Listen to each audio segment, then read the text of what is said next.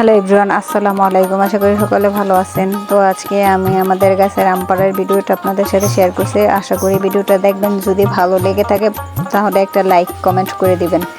আর গাছের আম পাড়ার কিন্তু মজাই আলাদা। যতটা না খাওয়ার আগ্রহ, তার থেকে বেশি আগ্রহ কিন্তু গাছ পাকা আম পাড়ার জন্য। আমার ছেলেরা তো সকাল থেকে বলতেছিল, আম্মু কখন আম পাড়বা, কখন আম পাড়বা, বলতে বলতে মাথাটা পুরো নষ্ট করে ফেলছিল। তো দুপুর টাইমে চলে গেলাম গাছের আম পাড়ার জন্য।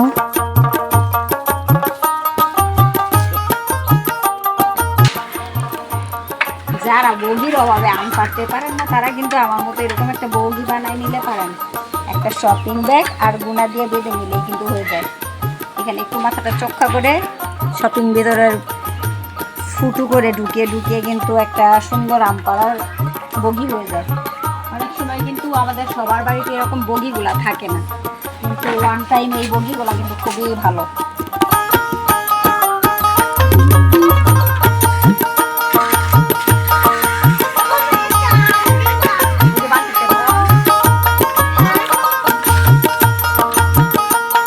গাছপাগনা আম খাইতে খুব সুস্বাদু। হাত কেটে যাবো আয়ান।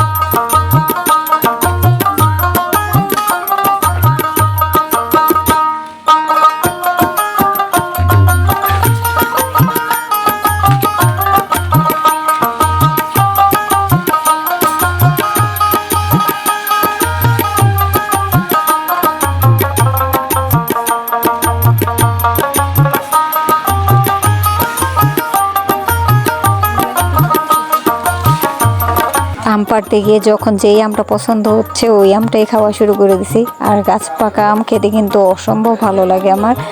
আম জিনিসটা আমার খুবই পছন্দ। এরকম কোনো মানুষ নাই যে খুঁজে পাওয়া যাবে না যে আম কিনা পছন্দ করে না। কমই মানুষ আছে যে পছন্দ কম করে। তার মধ্যে আমার বড় ছেলেটা রয়েছে। আমার বড় ছেলেটা পাকা আম তত একটা খেতে পারে না।